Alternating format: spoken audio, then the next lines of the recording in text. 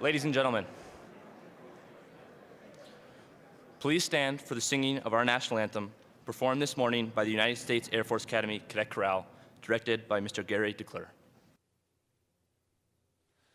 Oh, say, can you see by the dawn's early light what so proudly we hailed at the twilight's last gleaming, whose broad stripes and bright stars through the perilous fight o'er the ramparts we watched were so gallantly streaming, and the rocket's red glare, the bombs bursting in air, gave proof through the night that our flag was still there. Oh, say does that star-spangled banner yet wave o'er the land of the free and the home of the brave?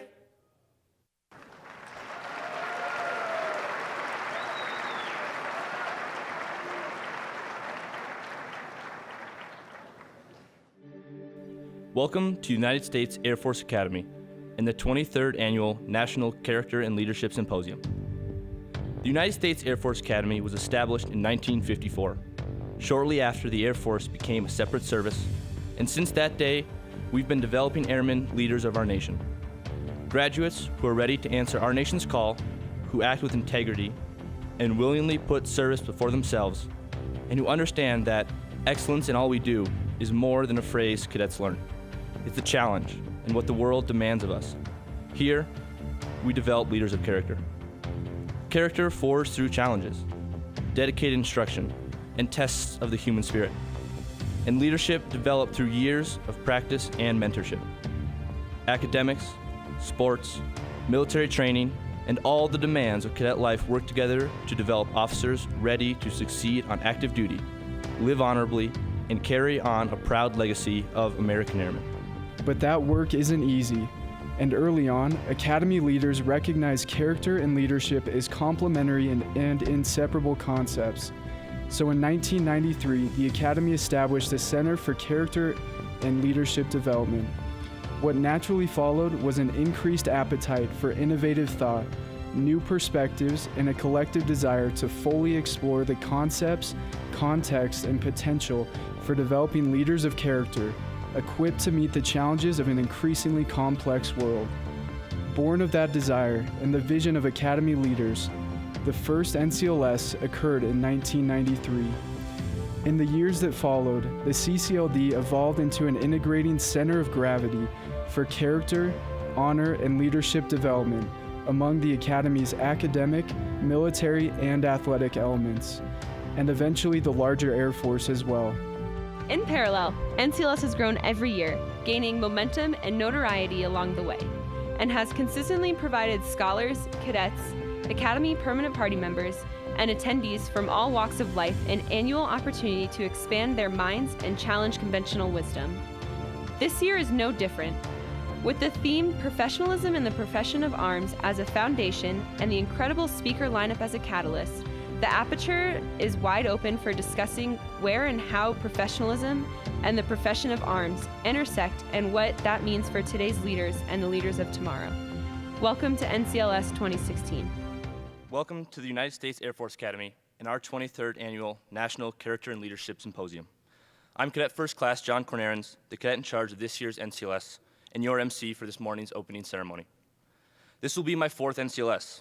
At first, as a freshman cadet, I was simply part of the audience, but could see right away what a great opportunity I'd been given. NCLS Week is special around here, and I knew I wanted to be a part of making these events meaningful for my fellow cadets and others in attendance. So as soon as I was eligible, I became a part of the NCLS cadet leadership team. Since then, I've been able to help connect cadets, students, faculty, staff, and other honored guests with powerful speakers and discussion sessions in a way that encourage reflection and promote action towards living honorably and becoming a leader of character. The experience has been extremely rewarding, but I've also learned that we can't do this alone. So please join me as we thank those who've given so much to help us make NCLS successful year after year. Our flagship supporter, the United States Air Force Academy Class of 73, as well as the Class of 59, the Class of 74, the Association of Graduates, and the United States Air Force Academy Endowment. Without their generosity, this event would not be possible.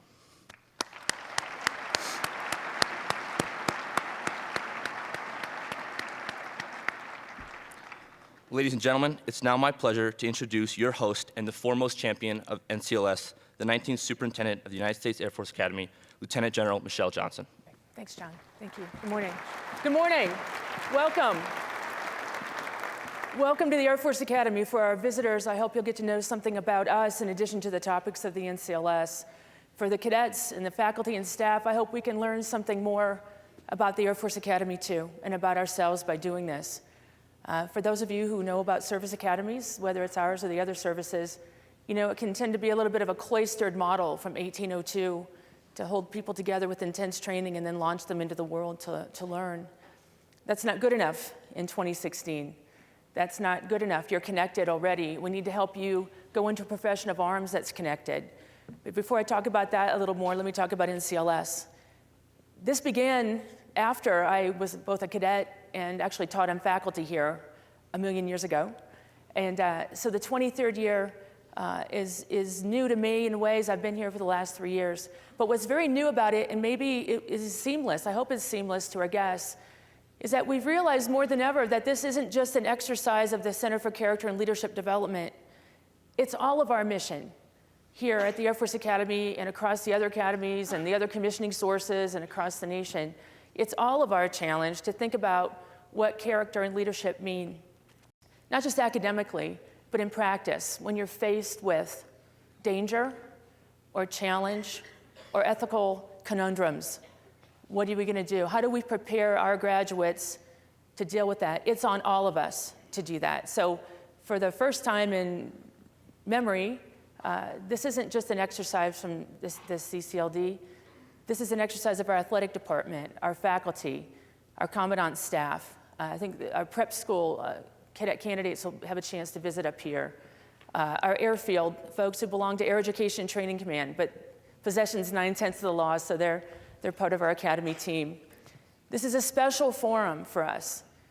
Because we have such an intense program, we cannot always open our cadets up to perspectives of others that will really challenge them, because we're surrounded by about 4,000 really healthy, type A, talented, committed people. But when we do some things to open up your aperture, like perhaps send you off on an ROTC exchange, it's meant to let you know how well you can fit in and lead and participate with people in other walks of life on campuses that have tens of thousands of students, and to bring that perspective back to share. Because as soon as our graduates walk out the door, they'll be responsible for other human beings, other airmen, other joint service members and colleagues that have needs and wants that aren't like yours. So please use these couple of days to be exposed to things that not only are inspiring because of the courage and the character people show, but challenge you and make you uncomfortable if you have to consider, what if that were me? What would I do? Because these days, and now I talk about the profession of arms, what is it? It's not the lone soldier. It's easy in movies to portray somebody with a handgun or a sword and a shield, and that's the lone hero. But you know, the profession of arms, it's networked, it's joint, it's global. It's not platform-based. And especially for airmen, in a force that was born probably in North Africa, when every Army unit in North Africa wanted their own planes. And not only is that ineffective in employment, we don't have that many. So airmen have had to solve problems differently over the years to serve the joint fight, to bring true air power that's linked so that we can launch 25 tankers to make sure one B-2 gets from Missouri to Afghanistan in a day. And we'll be there to support the fight, whether it's a ground fight or an air fight. But that's a network, and everybody has a place in that. And how do you explore professionalism in that profession of arms? Is valor about proximity to danger? Is that the only source of valor? Think about the controversy we had when we tried to find a decoration for remotely piloted aircraft crews. Are they not valorous? Do they not have to make life and death decisions every day and cope with that and do the right thing? Maybe that's a different kind of courage that we don't know how to handle. It's hard to depict that in a movie. Really brave people, and you're going to have a chance to hear from some amazing heroes of our country. And the people who are the real deal are people who have won the Medal of Honor, who have really been in the face of danger.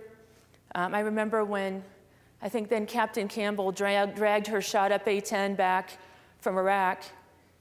People like them give credit to the people around them, and they'll say anybody would have done that. Before I went and had an assignment to carry the nuclear codes for 2 presidents, an Army 3-star retired who'd fought in World War II, Korea, and Vietnam, so I think he knows what he's talking about, said to me, "It's easier to dodge bullets than to do the right thing in the cold light of day. Because when bullets are flying at you, you have adrenaline and training, and they take over. But when you have to look someone in the eye and say, that doesn't cut it, we don't do it that way, that takes a different kind of courage. And in this modern profession of arms, maybe that's the most important kind of courage. Will you do the right thing? You're going to have a chance to see General Hayden on Friday. Think about what the director of NSA and CIA would have to do over the last couple of decades to think about America post 9/11, far post Cold War. Does that not take courage to try to make the right call, to make it in an informed way, to make it for the good of all, whether it's welcome or not? So I hope that you consider that. We're all part of the profession of arms, whatever that is. Whether you're a personnel officer, a logistics officer, or you're a trigger puller. The only reason America has the power we have is because we bring all of that. We have big logistics, we can get anywhere. We can get into Afghanistan by rail, before that by sea, by air, by ground, by trucks. We can find ways to do it. We can get anywhere, we can bring it.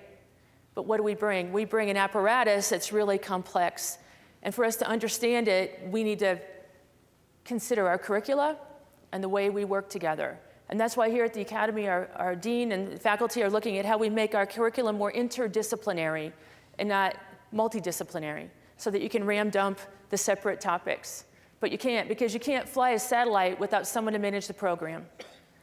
We can't operate in cyberspace without understanding that domain, that it's not just about the technology. It's about understanding the human conditions and the behaviors that come from cyber. And Mark Zuckerberg would even say there's a psychology and a sociology to cyber. We need to understand it. We need to understand the legal lexicon. And so as we start a Cyber Innovation Center over the next couple of years, we're starting the work now, but we'll have a physical place for it soon. We're talking about the nexus of disciplines is where the creative spaces are, where the creative chances are to say, here's how we could use that technology in combination with the human condition to cause effects in the profession of arms. And sometimes that means managing violence and killing people and breaking things. And sometimes that means lifting people up. It's a really complex world we face in the profession of arms, and that's why we take this conference so seriously, and I hope that you'll have a really enriching experience. Before I leave you to what I think are going to be a great couple of days in Colorado, we're so glad you're here, I'll just give a shout out to Cadet Canarans, because we care a lot about the long blue line around here and how we're connected and what we owe those who've gone before us to show valor, whether it's in cyberspace or physically in air or space. Cadet Canarans' mom was in the class of 1980, and I think she made me do a couple of push-ups. So you're truly part of the long blue line, John. Thanks very much. Have a great conference. Welcome. Thank you, General Johnson. Given this year's NCLS theme, professionalism in the profession of arms, and how pertinent those subjects are to the development of leadership and character, especially for those of us already in or planning to become a part of the military, we couldn't wait to reach out and see what outstanding programs we could leverage to provide the foundation of our discussion, not just for this week, but as we move forward as well. We didn't have to search too long. Because our Air Force also recognizes how important it is to understand how and where professionalism and the profession of arms intersect, we had to look no further than the Air Force's Profession of Arms Center of Excellence, or PACE, to learn that our fellow airmen across the Air Force were already wrestling with the same tough subjects we were preparing to tackle here at NCLS. Leading the charge at PACE and spearheading the effort to challenge some long-standing military paradigms in an effort to build a better, stronger, more resilient Air Force is Dr. Jeff Smith. He's a husband, a father, a retired Air Force colonel, the director of the Air Force Profession of Arms Center of Excellence, and our keynote speaker this morning. We're fortunate to have him with us, and it's my honor to introduce him. Ladies and gentlemen, please welcome Dr. Jeff Smith. Thanks, Max. Appreciate it. Good morning, Air Force. How many people out there are named Mike? Raise your hand. Raise it high so I can see you. Keep your hand up if you think you're a good person. All right, you can put your hand down.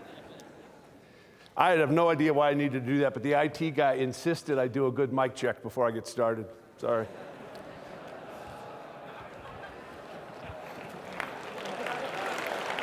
So, here we are. We've got a couple amazing days set out for all of you. And here's why it's amazing. Because you're amazing people. At the end of the day, we can talk about weapon systems. We can talk about the challenges we're going to have. But all of it only happens with people. Processes are people. How do we engineer a mindset, an ethos of commitment, of loyalty, of trust? How do we develop a life that we will look back at someday and say, this was a life worth living? I want to do a little experiment with you here to show a point. It's the hardest math you have to do today, but you do have to do a little multiplication. So if you're not good at your math tables, then start with a smaller number. Do this in your head. Keep it to yourself. Pick a number between 1 and 10, a whole number between 1 and 10. Got it? Multiply that number by 9. Good? Now, whatever number you have, if it's a 2-digit number, I want you to add the 2 digits together so that you have one single-digit number. Good? Now subtract from that number 5. Okay? Now, whatever number you have in your head, I want you to correspond that number with the associated letter in the alphabet. So if your number is 3, your letter would be A, B, C. Correspond that number with the associated letter in the alphabet. Okay, now I want you to use that letter and pick any country you want that starts with that letter. You got one? Now take the last letter in that country's name and think of any animal that starts with that letter. You got it? Last question. Think of the country that that animal most predominantly comes from. All right? Now I want you to raise your hand if you're thinking of a kangaroo from Australia that started in Denmark.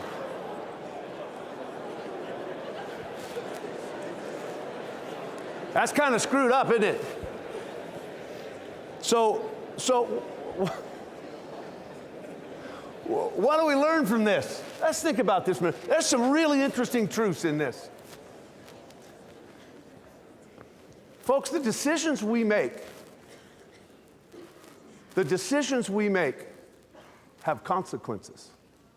Every day we are asked to make a decision about our life, about ourselves, that all will lead to a culminating point in our future.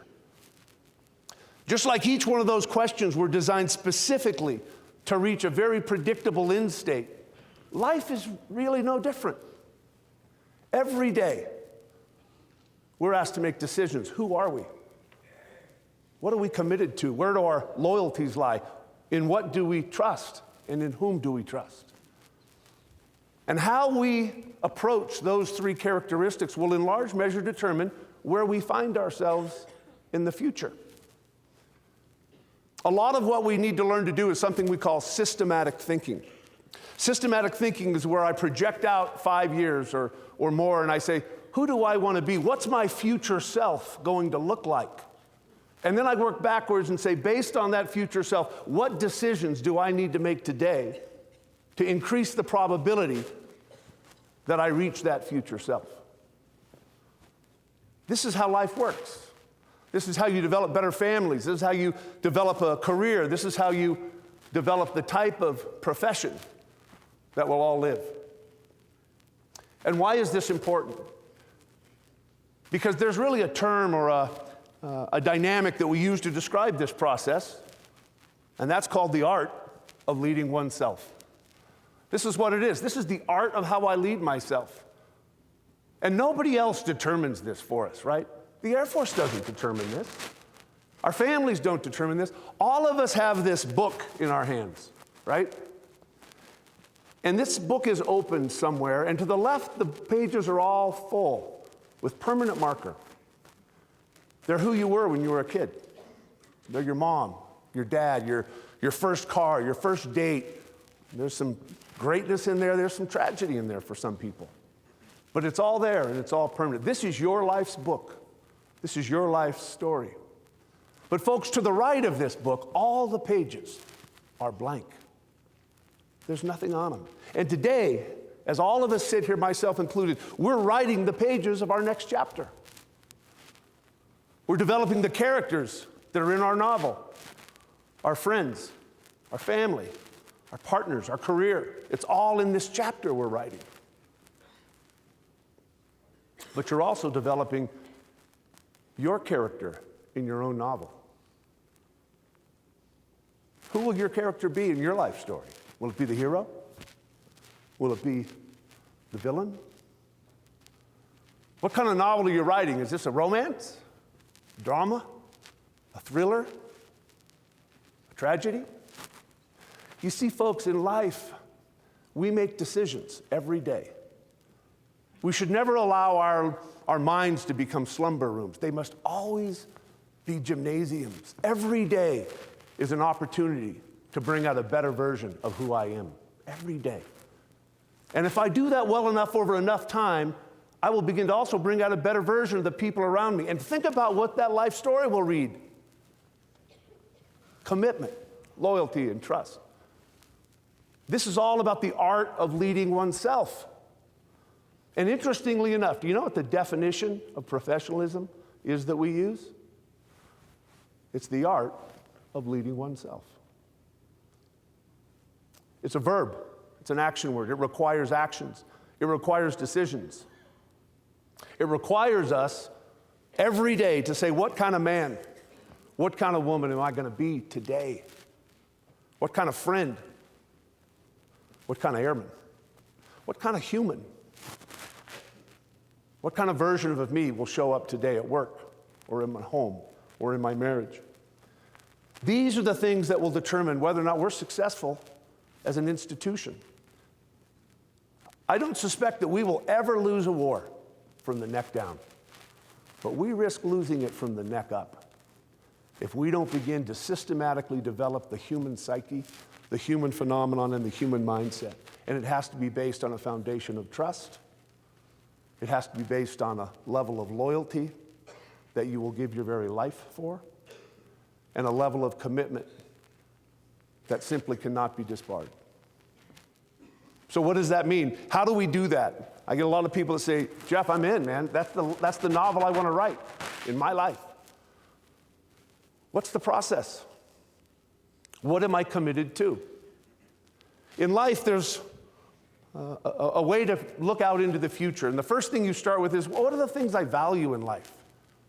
I value being part of something bigger than myself. I value belonging. I value having an identity that I believe my life is worthwhile. I value my time. I value the challenges that life provides me. We have to turn those values into a vision. If that's the case and those are the things you value, what does your vision look like in 3 years or 5 years? If you can nail that down and decide what is my vision based on those values, then the next question is, what's my strategy to get me there? Right? I can build a strategy that gets me to Australia with a kangaroo. Now, it's not guaranteed because life happens, right? Life will happen. But you can increase the probability that the values and vision you have in the future will be realized if you begin to develop a realistic strategy. And once you develop that strategy, you have to have a structure. Value, vision, strategy, structure. And that structure has to be anchored. Otherwise, you're Alice in Wonderland and just wandering, right? What's the structure that gets me to realize my strategy? I would offer to you that it's based, for us in the profession of arms, and specifically within the United States Air Force, this is based on our core values. They are the anchors of our professionalism. But folks, let me make this clear. They're just words. If we're not committed to them, they're just words. If there's not a sense of loyalty to those core values, they're just words. If there isn't a shared trust among the men and women in this auditorium that this is the way we will live our lives, not just what we do, but who we are as people, it will define us, then they're just words. I'll also tell you this, our core values, I love my core values. I'll die for my core values. But folks, they're just the ticket to the dance. They're the entry point. They're the price of admission. But they're not the dance. Character, trustworthiness, commitment, loyalty, courage, faith. There's so many things vibrant to the human phenomenon that we have to begin to engineer in our lives, and each one of those things requires a decision that you have to independently make. And if you want to maintain membership in this phenomenal organization we call the United States Air Force, then you have to make a decision, just like I did and just like all of the airmen in the past have. I am willing to meet the expectations and standards of my service, and those expectations and standards are our core values. They're the price of admission. And they will define us if we truly understand how they're based on the shoulders of giants behind us. We never stopped being airmen. Never. We died in battle. We separated, retired. We died of old age. But we never stopped. Not for a second. Integrity first, service before self, excellence in all we do. Back then, those core values weren't written down anywhere. Back then, we were still young and full of ourselves. But we knew what was expected of us. We were given orders. We were told what it means to be airmen. But they were just words. They still felt like rules. We didn't feel it, not yet. Integrity first, service before self, excellence in all we do. Your first couple of years, you learn the core values. The rest of your life, you live them. The person you were is gone. The person you are is an airman. You're already better than you were. It is your privilege to serve this country to the best of your abilities. It is your duty to serve beyond those abilities. What kind of airman do you want to be? What kind of airman does your country deserve? Every day is a test of character. We can fall or we can fly. Excellence is not perfection. Integrity is not sainthood. And selflessness doesn't mean you don't matter. Some people believe in setting goals for themselves they know they can reach. When your job is to do the impossible, you have to set your goals a little higher. Never give up. Never slow down. Never look below the horizon.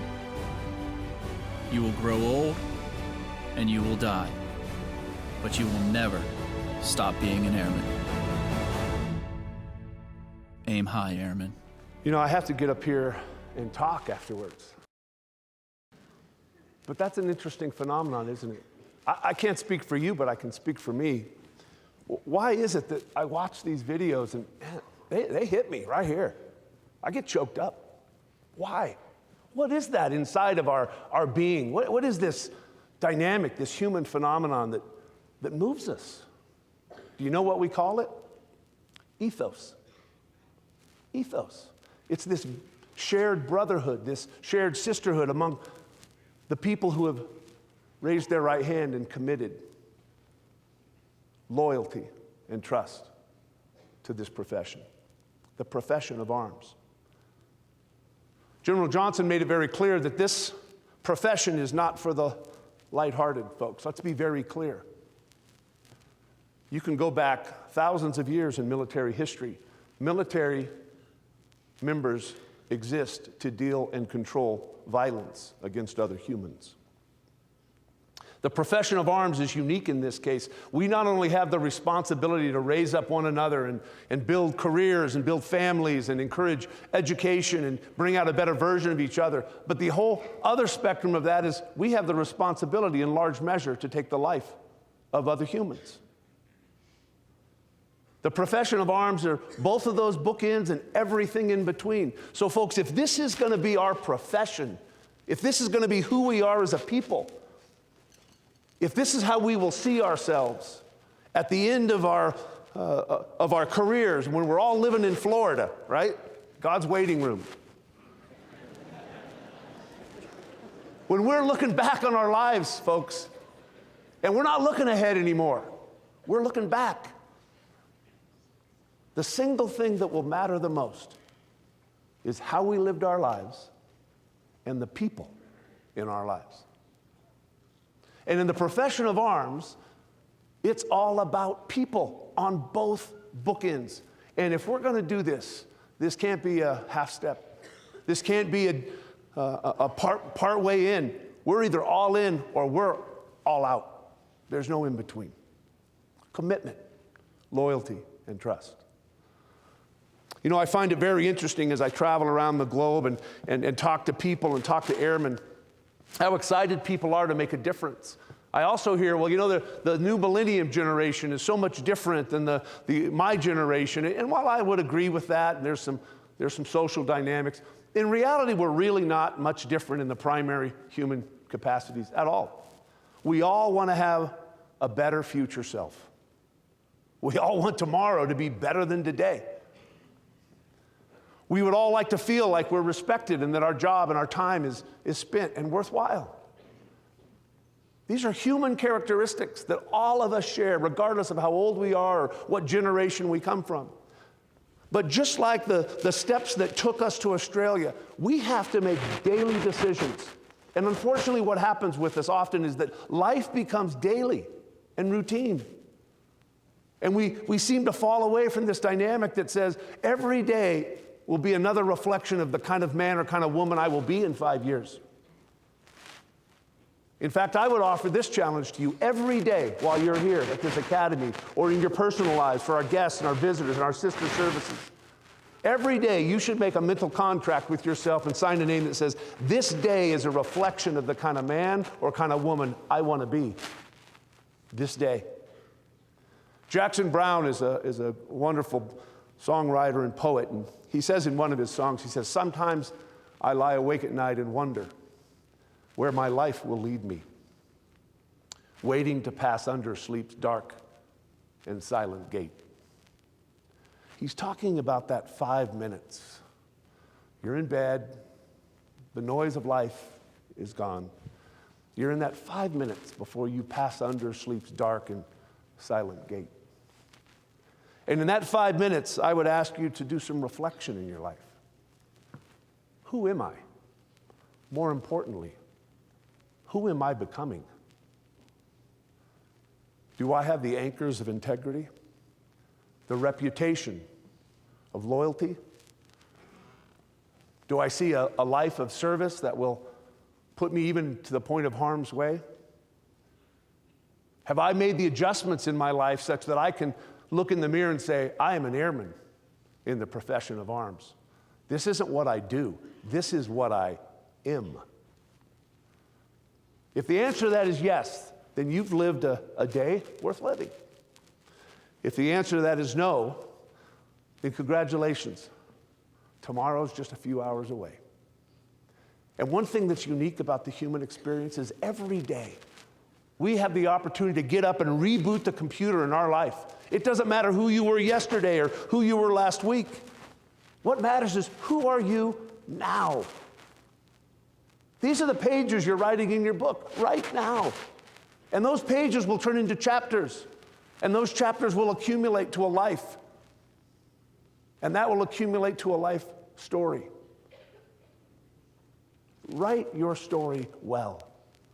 look back someday and say, this was a life worth living. For the cadets in this audience, let me just make it clear.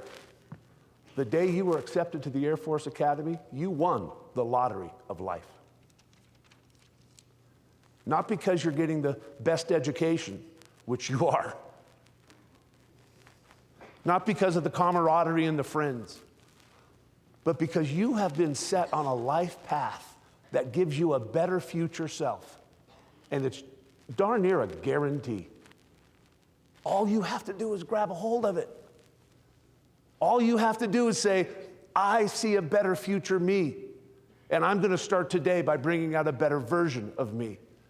And in turn, you will be welcomed in as members of my United States Air Force. But we need more than that. Not just members, we need stewards. We need you to not just be a vessel to our Air Force and our core values. We need you to be a conduit to our Air Force and our core values. We all serve at the pleasure of the United States Air Force, and our customer are the 300 million Americans that are asking right now, what are you going to do to protect me? This is our profession. It's not what we do. It's who we are. But let me offer this to you as well. There were some times in my life when I experienced some tragedy in my family. A lot of it was self-induced. I had my priorities out of balance. And because of that, other people in my life paid that bill. You see, this isn't just about making decisions about me and my journey. This is also about making decisions of the people in the journey around me. And for those of you that walk across the stage from this prestigious academy, you will be leaders in our Air Force of the hearts and minds of lives of people, of families. 900 young new airmen walk across the field at Lackland every single Friday. 900, except for 2 weeks out of the year, Christmas and Thanksgiving. And when you graduate from this place, they will look to you for leadership. They will mimic what they see in you as an officer. They will turn to you to try to figure out what their life journey looks like. So it's not just about making decisions for ourselves. That's important, the art of leading oneself. But at some point, we have to transition and say, this is more than just about me. This is about my institution. And my institution is other people. That's what leadership is.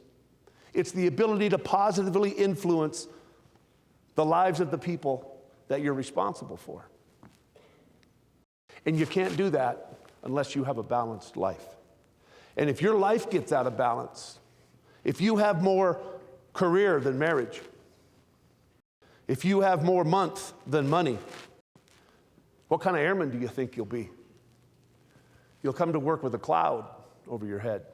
See, professionalism is about the profession of arms, but it's also about a balanced life. It's about making sure that the decisions I make today, somebody else isn't paying that bill for me because I'm out of balance.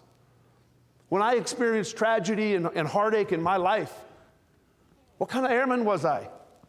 I was coming to work with a limp. I probably wasn't taking care of my airmen as well as I could be. In fact, I will tell you this. We recruit airmen. We retain families. We have to keep our lives in balance. We have to be holistic in the way we see ourselves. And I would tell you in that regard that there's some extremely important dynamics as we move forward and we look at the core values and how that plays out. And if you noticed in that video, we've got to keep things in balance, right? If you learn that integrity is C on a multiple choice test, that does me no good. You need to know what integrity is here inside your rib cage. And then you have to daily make a decision. What does that mean to me as a professional in the profession of arms? And in order to do this well,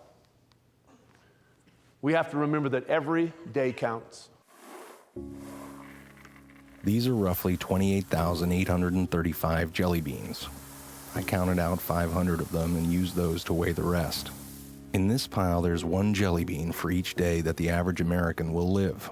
You might have more beans in your life, or maybe less, but on average, this is the time we have. Here's a single bean. It's your very first day. A special day, but kind of a rough day on everyone involved. Add 364 more and you have the first year of your life. Now, for a sense of scale, here are your first 15 years, 5,475 days, which brings us to the threshold of adulthood. And at that moment, this is the time that we have left. And this is, on average, what we will do with all that time. We will be asleep for a total of 8,477 days. If we're lucky, some of that time we'll be sleeping next to someone we love. We will be in the process of eating, drinking, or preparing food for 1,635 days. We'll be at work, hopefully doing something satisfying, for the equivalent of 3,202 of those days. 1,099 days will be spent commuting or traveling from one place to another, maybe a little bit more if you live in LA. On average, we will watch television in one form or another for a total of 2,676 days. Household activities, like chores and tending to our pets and shopping, will take another 1,576 days. And we will care for the needs and well-being of others, our friends and family, for 564 days. We'll spend 671 days bathing, grooming, and doing all other bathroom-related activities, and another 720 days will go to community activities like religious and civic duties, charities, and taking classes. After we remove all those beans, this is what remains. This is the time that we have left. Time for laughing, swimming, making art, going on hikes, text messages, reading, checking Facebook, playing softball, maybe even teaching yourself how to play the guitar. So what are you going to do with this time? How much of it do you think you've already used up? If you only had half of it, what would you do differently? What about half of that? How much time have you already spent worrying instead of doing something that you love? What if you just had one more day? What are you going to do today?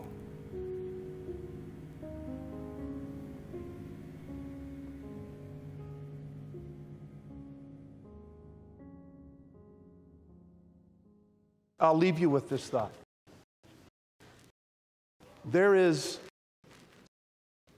a choice that each one of us have to make in life.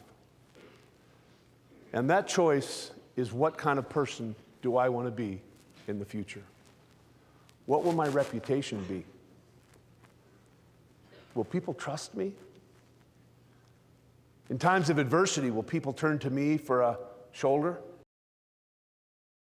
What kind of man, what kind of woman do I want to be? I can tell you in our Air Force, we don't need good women and good men. We need great women and great men. Because in this profession, every decision matters. And so as you spend the next couple of days listening to just some phenomenal people and phenomenal ideas, and you're enriched by these ideas, do me a favor. Try to find something that speaks to you. Something that you can personally say, this speaks to me and my future and who I am. Not everything you hear is going to speak to you, and that's okay. We're different people. But find something that speaks to you. And when it does, ask yourself, what is it saying to me? And ultimately, ask the most important question, what am I going to do about it? And if you do that well, over the next 2 days, this is what I'll promise you. You will start a journey that will increase the probability that you will come to an end state. It may not be Australia or Denmark, but you will engineer an end state that gets you to a place that's a better version of yourself than where you are today. And that's how you live a life worth living. Thank you very much for your time, and I look forward to meeting as many of you as I can. Thank you.